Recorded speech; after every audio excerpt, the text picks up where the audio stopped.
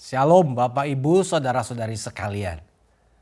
Di tahun yang baru ini kita akan melihat banyak hal. Dan kita akan belajar banyak hal tersebut dari dalam Alkitab tentunya. Apa yang akan kita alami selama tahun 2024 ini, saya percaya Tuhan terlebih dahulu akan memberikan kita pengertian. Membekali kita, mendasari kehidupan yang akan kita jalani tentu dengan firman-Nya. Nah, hari ini saya akan bicara kepada Bapak Ibu sekalian tentang sesuatu yang kita nggak ketahui. Menarik, berbicara tentang sesuatu yang tidak kita ketahui tentu agak aneh. Karena kita belum tahu. Apa yang kita tahu dari sesuatu yang tidak kita ketahui? Tetapi adalah satu teks Alkitab yang sangat menarik yang menggelitik pemikiran saya. Waktu itu saya melihat sebuah WhatsApp. Dan dalam sebuah WhatsApp tersebut teman saya ini mengutip ayat ini. Dan menarik Bapak Ibu sekalian. Ayat itu di mana?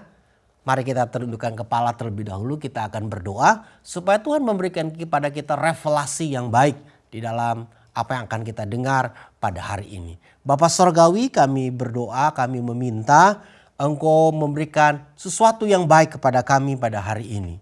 Merevelasikan kemauan-Mu dan kehendak-Mu dalam kehidupan kami. Tolong kami Tuhan dalam menjalani tahun yang baru ini supaya kehidupan yang kami jalani benar-benar dalam tuntunan Tuhan dan kami mengerti apa yang Tuhan mau, apa yang Tuhan inginkan dan apa yang Tuhan rencanakan dalam kehidupan kami. Dan kami sangat percaya firman-Mu memberikan landasan bagi kami, kekuatan bagi kami untuk menjalani hari-hari di depan kami. Berbicara untuk kami Roh Kudus, biar kebenaran Tuhan yang kami dengar pada hari ini Engkau memberikan pengertian yang mendalam, membekas dalam tanah hati hidup kami, membekas dalam pikiran kami, memberikan refleksi yang baik dalam kehidupan kami. Demi nama Yesus kami berdoa, haleluya, amin. Nah, Bapak Ibu sekalian, saya sering bepergian, tentu saya sering bepergian dengan istri saya. Sejak 2011 saya biasa bepergian dengan istri saya. Kenapa? Karena sebelum-sebelumnya saya biasa bepergian sendiri. Tentu dengan sendiri maksudnya saya terbang ke satu negara dan bertemu dengan teman-teman pendeta di tempat tersebut. Dalam 2011 ini saya belajar, dari 2011 kami belajar, saya suami istri belajar tentang bagaimana mempersiapkan segala sesuatu di dalam traveling kami. Nah Bapak Ibu sekalian, kebanyakan tempat yang kami kunjungi dalam perjalanan mengelilingi globe ini adalah tempat-tempat yang nggak pernah kami kunjungi. Sesuatu yang belum pernah kami darati, sesuatu yang belum pernah kami ketahui. Dan biasanya itu adalah tempat-tempat yang sangat jauh dan jarang dikunjungi oleh kebanyakan mungkin orang Indonesia. Dan istri saya suka membuat list tempat-tempat mana saja yang akan kita kunjungi. Di dalam mempersiapkan segala sesuatu Bu, biasanya ada perasaan was-was. Karena kita nggak tahu apa yang akan terjadi di depan. Kita nggak tahu tempat tersebut. Beberapa waktu yang lalu kami pergi ke Napoli. Dan saya masih ingat Napoli itu ada di bagian selatan daripada Italia. Dan kita tahu bahwa daerah selatan itu daerah yang dapat dikatakan daerahnya orang Italia bilang itu antara Italia Utara dengan Italia Selatan itu beda negara Bapak Ibu sekalian. Karena di selatan itu berbeda sekali. Di selatan kita terkenal dengan ada istilahnya mafia. Jadi kami takut sekali, was-was, hati-hati. Jadi waktu kami turun dan kami ingin ke hotel dan Bapak Ibu sekalian, kami begitu berhati-hatinya untuk menawar taksi. Karena saudara tahu kan cerita-cerita kalau lihat film-film tentang mafia. Wah kita jadi hati-hati sekali. Dan ternyata Bapak Ibu sekalian, waktu kita tawar-menawar dengan taksi untuk pergi ke hotel kami. Dan orangnya baik, masih muda Bapak Ibu sekalian. Dan dia memberikan harga yang baik, reasonable buat kami. Gak pakai argo waktu itu. Beberapa minggu yang lalu, beberapa bulan lalu, kami pergi juga ke Krakow. Ke Krakow, kota Polandia, kota tua di negara Polandia. Kami juga gak tahu kota tersebut. Perasaan hati-hati itu kami juga bawa Bapak Ibu sekalian. Tetapi waktu kami keluar dari stasiun dan kami menemukan taksi, taksinya baik Bapak Ibu sekalian. Ngajak ngobrol kami bla bla bla bla dan sampai di hotel. Dan ternyata Bapak Ibu sekalian dia nge-charge kami ternyata lebih daripada apa yang harus kami bayar. Dia men-charge kami 3 kali lipat. Bayangkan ya, Krakau, kota yang baik, dan Napoli, kota yang kami anggap agak rawan, ternyata kota yang kami anggap baik ini ternyata sorry to say taxi drivernya men-charge kami lebih daripada apa yang harus kami bayar. Kehati-hatian terjadi di sini. Lalu hal yang kedua, untuk kita memasuki sebuah daerah yang baru, pergi ke daerah yang baru dalam traveling, biasanya kita berkobar-kobar. Keinginan tahuan kita tuh menjadi besar. Dan kita berusaha untuk cari tahu nih kota ini bagaimana sih gitu. Dan yang paling penting, yang ketiga adalah perlu adanya persiapan. Segala sesuatu harus dipersiapkan. Karena kebetulan winter yang negara-negara yang kami biasa kunjungi, persiapan dalam baju misalnya. Nah, di dalam Yosua pasal yang ketiga ayat yang keempat kita membaca teks kita hari ini. Hanya antara kamu dan tabut itu harus ada jarak kira-kira 2000 hasta panjangnya. Janganlah mendekatinya, maksudnya supaya kamu mengetahui jalan yang kamu harus tempuh. Perhatikan kalimat daripada Yosua ini. Sebab jalan itu belum pernah kamu lalui dahulu. Wow. Yosua menjelaskan kepada bangsa ini bahwa ada jalan di depan mereka yang belum mereka ketahui. Mereka nggak tahu jalan itu depan karena mereka belum pernah melaluinya dalam kehidupan perputaran mereka di tanah perjanjian Bapak Ibu sekalian. Karena selama 40 tahun bangsa Israel ini berputar-putar di sebuah daerah yang sebenarnya mereka bisa masuk langsung ke daerah tersebut, tanah perjanjian tersebut, hanya butuh waktu 3 hari dari Mesir. Atau 3-7 hari dari Mesir untuk masuk ke tanah perjanjian. Tapi Tuhan membuat mereka berputar-putar. Nah, kita akan gak bicara kenapa Tuhan membuat mereka berputar-putar selama 40 tahun. Tetapi waktu setelah Musa diangkat oleh Tuhan dan kepemimpinan diberikan kepada Yosua, Yosua menjelaskan bahwa mereka akan masuk ke daerah tersebut. Mereka memasuki sebuah wilayah yang mereka gak ketahui. Bagus kata itu. Yosua mengatakan sebab jalan itu belum pernah kamu lalui dahulu. Nah, kalau ada sesuatu yang kita ingin lalui yang belum kita pernah ketahui, entah itu bisnis, entah itu pekerjaan, apa sih ekspektasi kita? Apa yang kita harapkan dari sesuatu yang akan kita tempuh atau kita jalani, tetapi yang kita tempuh itu belum kita tahu. Sama seperti tahun yang baru ini, kita nggak tahu apa yang akan terjadi. Kita nggak pernah tahu tentang 1 tahun sekarang, dari sekarang, atau seminggu, atau besok kita nggak tahu apa yang akan terjadi. Tetapi pertanyaan yang bisa kita ajukan adalah, apa ekspektasi kita? Apa yang kita harapkan di depan sana yang belum pernah kita ketahui? Kehidupan yang belum pernah kita ketahui. Ada 2 kemungkinan. Kita berharap akan terjadi sesuatu yang baik, atau kita nggak mau terjadi sesuatu yang buruk dalam kehidupannya kita. Lalu kita juga mungkin bisa bertanya, mengapa saya harus melewati jalan yang di depan itu? Yes, karena jalan itu belum pernah kita ketahui kan. Mengapa kita harus melewati hari-hari ke depan, minggu-minggu ke depan, bulan-bulan ke depan, tahun-tahun ke depan. Kan kita nggak tahu apa yang harus terjadi. Mengapa kita harus melewati semuanya itu? Kemungkinan juga pertanyaan yang berikutnya adalah, haruskah saya melewati? Harus nggak? Bisa nggak saya bisa mengambil jalan sendiri atau menghindar daripada jalan itu? Kan kita nggak ketahui jalan di depan itu. Bisa nggak kita menghindari kehidupan di depan? Kan kita nggak tahu kehidupan di sana. Kita nggak ketahui. Bisa nggak kita membuat perjalanan kehidupan itu sendiri? Nah, Yosua di dalam pernyataannya kepada bangsa Israel ingin menjelaskan bagaimana kita bisa melewati jalan yang kita nggak ketahui yang di depan sana itu. The unknown way. Suatu yang tidak kita ketahui. Ayat yang keempat dikatakan supaya kita perhatikan lagi. Hanya antara kamu dan tabut itu harus ada jarak kira-kira 2000 hasta panjangnya. Janganlah mendekatinya. Maksudnya supaya kamu mengetahui. Rupanya Joshua ingin menjelaskan, yes, jalan yang di depan sana belum kamu ketahui. Tetapi kita mempunyai persiapan.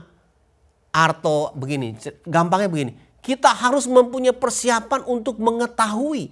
Yes, walaupun jalan di depannya kita belum ketahui. Belum pernah kita lewati. Yosua mendidik kita untuk kita melakukan 3 perkara. Untuk kita bisa mengetahui jalan yang akan kita lalui. Kehidupan yang akan kita lalui di depan sana. Yang tidak pernah kita dahului. Kita nggak pernah ada di dalam kehidupan tersebut. Nah, kita memperhatikan ada 3 hal yang Joshua ajarkan kepada kita. Yang pertama di dalam ayat yang kelima. Coba kita perhatikan. Berkatalah Yosua kepada bangsa itu, kuduskanlah dirimu. Nah, ini penting. Kata kuduskanlah dirimu. Kadas. Kadas itu berarti sesuatu, kados berarti sesuatu yang dipisahkan. Dipisahkan dari sesuatu yang common atau sesuatu yang membawa kepada kenajisan. Nah, jelas sekali Joshua mengajarkan bangsa Israel dan kita juga bahwa dalam menjalani kehidupan ini, untuk menjalani kehidupan yang ada di depan sana yang kita belum ketahui, belum pernah kita lewati, belum pernah kita alami, diperlukan bagi kita adalah kados. Kados itu berarti sebuah persiapan. Persiapan secara spesial. Karena kata kados ini berarti dipisahkan untuk sesuatu yang common. Sesuatu yang tidak biasa-biasanya Bapak Ibu sekalian. Dalam kehidupan kita mengikuti Tuhan, kita harus belajar untuk hidup kita itu dikuduskan. Dipersiapkan secara khusus Bapak Ibu sekalian. Perlu ada persiapan secara khusus karena kita belum tahu apa yang ada di depan kita. Kita belum tahu.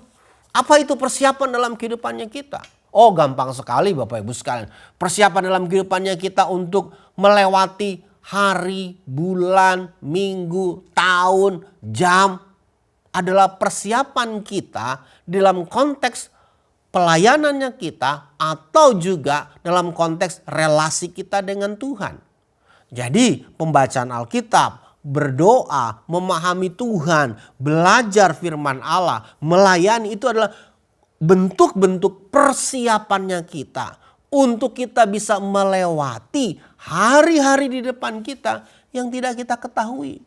Perlu dipisahkan dari sesuatu yang biasa-biasanya. Kadang-kadang Bapak Ibu sekalian, kita ini terbiasa dengan ritme kehidupannya kita. Tetapi di dalam mengikuti Tuhan, saudara harus mempersiapkan benar-benar. Karena jalan yang di depan sana kita nggak ketahui. Kalau saudara bersekolah, kenapa saudara bersekolah? Saudara harus bertanya, oh bersekolah itu karena memang harus mendapatkan pendidikan. Tidak, bersekolah itu adalah persiapan kita supaya kita bisa nanti setelah kita selesai sekolah, kita bisa masuk untuk menjalani kehidupan kita sebagai manusia. Dalam arti kata persiapan sekolah kita adalah suatu tempat yang baik. Kenapa? Karena hari-hari di depan kita adalah hari-hari yang kita nggak ketahui. Itulah sebabnya saudara perlu mempersiapkan diri. Di dalam konteks kita dengan Tuhan, dalam konteks kita melihat kehidupan kita sebagai orang percaya, diperlukan persiapan yang tidak biasa-biasa. Menjadi orang Kristen harus mempersiapkan diri dengan persiapan yang tidak biasa-biasa. Jangan seperti orang duniawi Bapak Ibu. Persiapan-persiapannya biasanya. Saya masih ingat Bapak Ibu sekalian, ketika COVID melanda dunia ini, orang tidak terbiasa untuk hidup bersih. Ya, benar. Orang tidak terbiasa hidup bersih, terutama di negara-negara berkembang. seperti di Indonesia. Akhirnya sekarang kita diajar untuk hidup bersih, cuci tangan, segala sesuatu harus bersih, rumah dibersihkan, pakai apa saja supaya rumah itu bersih, supaya jangan ada bak atau bakteri atau COVID. Bayangkan Bapak Ibu sekalian, sebelum COVID apakah saudara melakukan hal yang bersih-bersih? Enggak, tetapi dalam COVID kita melakukan sesuatu yang extraordinary karena kita menghadapi sebuah bakteri, sebuah virus yang kita nggak lihat, kita nggak tahu. Tiba-tiba dia bisa datang aja. Dalam menjalani kehidupan ini pun kita harus punya persiapan yang khusus dalam menjalani kehidupan ini. Bukan sekedar biasa-biasa saja. Yang kedua, Bapak Ibu sekalian, coba kita perhatikan ayat yang ketiga. Dikatakan demikian. Dan memberi perintah kepada bangsa itu, katanya, segera sesudah kamu melihat tabut perjanjian Tuhan Allahmu yang diangkat para imam yang memang suku Lewi, maka kamu harus juga berangkat dari tempatmu dan mengikutinya. Nah, perhatikan kata berangkat dari tempatmu dan mengikutinya. Saya menyelidiki teks ini dan saya mengerti ternyata teks ini berbicara untuk sebuah action. Melakukan sesuatu. Do it. Kata dalam bahasa Inggris dikatakan set out dan follow it. Nah, kata set out dan follow it itu mempunyai pengertian yang sama, yaitu berarti do it. Lakukan. Melakukan sesuatu. Do action. Nah, si Yosua menjelaskan bahwa tempat yang akan kita lalui, jalan yang belum pernah kita lalui sebelumnya, saudara, Yosua mengatakan harus dilalui, dilakukan. Jangan diem. Banyak orang pesimis, tidak melakukan apa-apa. Karena mungkin dia berpikir kita nggak tahu kok di depannya kita. Banyak orang pesimis di dunia ini sekarang. Oh, nanti siapa yang akan menang dalam pemilihan umum. Oh, bagaimana ekonomi akan terjadi. Jadi banyak yang diem Bapak Ibu sekalian. Nah, saya ingin men-challenge Bapak Ibu sekalian. Lakukan. Do it. Melakukan sesuatu. Berbuat sesuatu. Yosua memerintahkan kepada bangsa ini. You must follow it. Dan you have to set out. Harus melakukan sesuatu Bapak Ibu sekalian, saudara-saudari yang ada di rumah. Jangan tinggal diam. Orang Kristen walaupun kita semua sama dengan orang-orang lain akan melewati hari-hari yang belum kita ketahui. Tetapi kita tidak perlu gentar. Artinya melakukan sesuatu, set out and follow it berarti kita melakukan sesuatu. Berbuat sesuatu. Oke? Dan ini sesuatu yang menarik. Orang Kristen tidak boleh tinggal diam. Orang Kristen harus melakukan sesuatu. You must be active Christian. Dan mengaktivisasi kekristenannya kita berarti kita harus mengaktifkan imannya kita. Kekristenan itu diaktifkan berdasarkan imannya kita. Iman saudara mesti perlu diaktifkan. Itu sebabnya kita belajar dari orang dunia ya. Orang dunia itu setiap menjelang tahun baru mempunyai resolusi. Apa sih resolusinya? Apa yang diharapkan sih? Nah, orang Kristen harusnya nggak perlu resolusi karena hari-hari kehidupan itu digerakkan oleh imannya. Imanlah yang menghidupkan orang Kristen. Apa yang saudara akan imani tahun ini? Apa yang menjadi dream saudara, goal saudara dalam kehidupan di tahun yang baru ini? Saya mencatat beberapa hal yang saya goalkan. Apakah bisa tercapai? Yes, saya berdoa, saya berharap, saya berusaha, saya melakukan supaya goal dalam kehidupan yang saya canangkan itu bisa saya capai Bapak Ibu. Kalau nanti nggak kecapaian gimana? Ya nggak apa-apa Bapak Ibu. Paling tidak saya punya aktivitas, saya mengaktifasi perjalanan kehidupan saya. Iman saudara pun harus diaktifkan. Hal yang ketiga, ayat yang keempat. Kita kembali kepada ayat yang keempat dikatakan demikian. Hanya antara kamu dan tabut itu harus ada jarak kira-kira 2000 hasta panjangnya. Perhatikan kata harus ada jarak. Apa maksudnya? Saya memperhatikan bahwa teks ini mengajarkan kepada kita di dalam kita menjalani kehidupan yang besok kita nggak ketahui. Jalan kehidupan yang belum kita belajar dalam hidup ini untuk humble. Belajar untuk rendah hati. Kadang-kadang kita bangga loh Bapak Ibu sekalian dengan kehidupannya kita. Kita bangga dengan apa yang kita dapatkan dalam kehidupan. Kalau saya udah bisa gini, saya mendapatkan ini, saya udah punya ini, punya itu. Dalam ministry pun begitu Bapak Ibu sekalian. Banyak gereja-gereja merasa bangga. Wah saya udah punya ini, saya punya ini, bla bla bla bla bla bla. Ini pencapaian kehidupannya gereja kami. Dalam hidup ini kita nggak tahu apa yang akan terjadi. Itu sebabnya perlu kita menghambelkan diri kita. Merendahkan diri kita. Ini hal yang kurang lagi diajar oleh dalam gereja. Humbleness. Kerendahan hati Bapak Ibu sekalian. Karena di depan sana kita belum tahu. Di depan sana kita nggak tahu apa yang akan terjadi. Belum kita alami Bapak Ibu sekalian. Orang banyak mempridekan kehidupannya. Menyombongkan kehidupannya. Teks Alkitab mengajarkan Tuhan menentang, melawan orang-orang yang sombong. Tetapi dia memperhatikan dan mengangkat orang-orang yang rendah. Dalam rendah hati. Jadi Bapak Ibu sekalian, jelas sekali 3 hal ini harus kita lakukan. Tetapi yang menarik Bapak Ibu sekalian, ini merupakan order daripada Tuhan. Order. Dalam teks kita, Yosua memberikan perintah. Yes, Yosua memberikan perintah. Untuk orang-orang Israel harus kados, harus berangkat, do action, dan harus menjaga jarak. Nah, yang menarik Bapak Ibu sekalian, waktu Yosua mengajarkan hal ini, memberikan perintah kepada bangsa Israel ini, dikatakan you have to follow, mengikuti tabut Allah. Nah Bapak Ibu sekalian, ini menarik.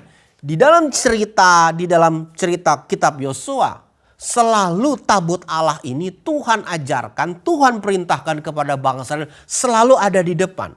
Apa saja yang akan dilakukan oleh bangsa Israel, tabut Allah harus ada di depan. Ini menarik Bapak Ibu sekalian. Yosua memerintahkan bangsa Israel, kamu harus mengikuti tabut itu. Biar tabut itu yang menuntun kamu, karena kamu belum tahu jalan di depan sana. Kamu belum pernah melewatinya.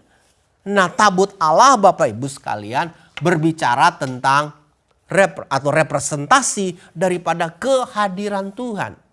Kita tentu tidak memiliki tabut Allah secara material.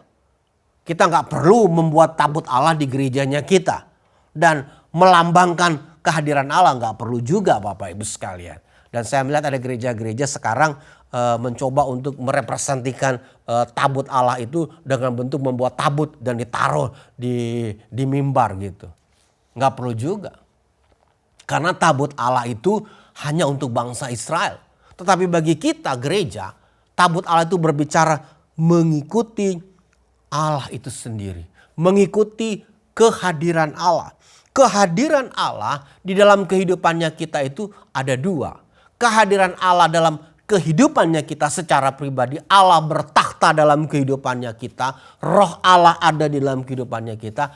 Atau juga kehadiran Allah itu direpresentasikan di dalam gereja itu pada gembala kita. Pendeta saudara, senior pastor saudara. Itu sebabnya Yosua mengatakan kamu harus mengikuti tabut Allah itu. Allah merepresentasikan kehadirannya dalam gereja lokal kepada para pemimpinnya, kepada pemimpin di dalam gereja, senior pastor dalam gereja tersebut. Itulah sebabnya seorang senior pastor itu akan mendapatkan pengilhaman daripada Allah. Dia mendapatkan petunjuk daripada Tuhan. Yosua mengatakan, you as a kumpulan orang-orang Israel, you harus mengikuti tabut Allah. Tapi bagi kita bergereja lokal, ngapain saudara bergereja lokal sih? Supaya saudara mengikuti tabut Allah itu. Dan representasi daripada tabut Allah, kehadiran Allah daripada ada di dalam gembala saudara yang mengarahkan perjalanan kekristenan saudara. Mengarahkan spiritual journey saudara. Itu sebabnya kenapa saya nggak pernah bosan-bosannya berbicara kepada Bapak Ibu sekalian untuk saudara memiliki gereja lokal. Nah kalau saudara belum masuk ke gereja, saudara bisa masuk ke Philadelphia Church. Banyak pendeta-pendeta di YouTube, saya juga berbicara di YouTube. Tetapi pendeta-pendeta tersebut hanya memberikan sesuatu bagi kepentingan programnya. Tetapi seorang gembala memberikan pemberian, pengetahuan supaya jemaat yang dilayani, jemaat yang dipimpin. Ingat, jemaat yang dipimpin diarahkan kepada tempat. Satu tempat, kepada tujuan ilahi bagi gereja tersebut. Yang berikutnya Bapak Ibu sekalian bahwa kehadiran Allah dalam kehidupannya kita itu juga berbicara tentang kedaulatannya Tuhan. Allah berdaulat dalam kehidupannya kita. Itu sebabnya kenapa kita diminta oleh Tuhan untuk belajar humble. Karena kita berbicara kepada tentang Allah yang berdaulat di dalam kehidupannya kita. Itu kehadiran Allah. Itu sebabnya kalau saudara belajar sebagai pribadi Kristen, mengatakan Tuhan engkau berdaulat, engkau menguasai kehidupan saya. Artinya saudara membiarkan diri saudara itu mengikuti kehadiran Allah. Kehadiran Allah bagi sebuah pribadi itu ditunjukkan daripada orang tersebut mau menerima kedaulatan sepenuhnya Tuhan di dalam kehidupan itu sendiri. Jadi Bapak Ibu sekalian, waktu kita mau atau bisa melewati the unknown way, tempat yang belum kita ketahui, sesuatu yang kita nggak kenal, sesuatu yang belum kita belum pernah jajaki, jalani dalam kehidupan ini, diperlukan dari apa yang kita belajar dari tadi, teks tadi yang saya sudah jelaskan, 3 hal penting. Yang pertama, diperlukan bagi kita Bapak Ibu sekalian untuk apa? Untuk belajar menaklukkan diri, penaklukan saya kepada arahan, petunjuk, dan bimbingan kehadiran Tuhan. Nah ini penting Bapak Ibu sekalian. Tetapi saya ingin menekankan Bapak Ibu sekalian bahwa tabut Allah itu berbicara tentang Trinitas Allah. Bukan hanya kita belajar kepada Bapa, tapi kita juga harus belajar kepada firman yaitu Yesus dan kepada tuntunan daripada Roh Kudus Bapak Ibu sekalian. Jadi kita harus belajar untuk penaklukan diri, penaklukannya saya kepada arahan, petunjuk dan bimbingan daripada Trinitas Allah. Nah, Bapa berbicara kepada kita mengenai plan dalam kehidupannya kita. Yesus berbicara kepada kita bagaimana kita bisa menjalani kehidupan ini dengan firman-Nya. Roh Kudus menuntun kita di dalam memfulfill apa yang Bapa inginkan dan Yesus arahkan dalam perjalanan kehidupan. Itu sebabnya Allah Trinitas itu penting dalam kehidupannya kita. Nah sekarang saya ingin mengarahkan kepada Bapak Ibu sekalian untuk lebih belajar lagi bahwa untuk mengenal Allah, kita dari Gereja Bethel Indonesia percaya tentang Trinitas Allah. Itu sebabnya kita mengarahkan kepada Bapak Ibu sekalian untuk lebih mengerti bahwa ini yang penting. Trinitas Allah itu penting di semua aspek kehidupannya kita. Bapa yang memberikan plan kepada kita, Yesus yang mengeksekut plannya Bapa itu, dan Yesus juga yang memberikan kepada kita how you fulfill that plan, dan Roh Kudus yang memimpin Bapak Ibu sekalian untuk bisa menyempurnakan, menyelesaikan rencana Bapa dalam kehidupan kita. Wow, jadi pekerjaan Trinitas Allah harus bekerja dalam kehidupannya kita. Tetapi yang paling penting dalam teks ini kita bisa belajar bahwa diperlukan bagi kita untuk takluk kepada Trinitas Allah. Di hari-hari belakangan ini saya dengan istri berdoa dengan Trinitas. Berdoa kepada Bapa, Yesus, dan Roh Kudus. Kami membiasakan diri untuk bisa mengalami Trinitas Allah ini dalam kehidupan doa-doa kami. Penaklukan totalitas saya kepada arahan, bimbingan, dan petunjuk daripada Trinitas Allah. Yang kedua Bapak Ibu sekalian, kita perlu pemahaman yang tepat. Kita perlu memahami dengan tepat akan apa yang Tuhan dan mau rencanakan. The Triune God itu dalam kehidupannya kita. Kita perlu pemahaman yang tepat tentang Allah, the Triune God itu. Karena yang di depan ini kita nggak ketahui Bapak Ibu sekalian. Itu sebabnya diperlukan kita mengerti rencana Bapa, mengerti firman-Nya Yesus, dan mengerti arahan daripada Roh Kudus untuk kita memasuki jalan di depan kita yang kita nggak ketahui, yang kita belum pernah menjalaninya. Pemahaman harus kita dalam hidup kita harus benar-benar jitu akurat. Nah, banyak orang Kristen memahami kehendak Allah itu setengah-setengah. Memahami kehendak Bapa itu setengah-setengah. Diperlukan pemahaman yang tepat dalam kehidupannya kita. Berkali-kali saya berusaha untuk keluar daripada apa sih maunya Tuhan dalam kehidupan saya. Karena ada temptation dalam kehidupan ini. Oh, kamu bisa jadi ini, kamu bisa jadi ini, kamu jadi ini.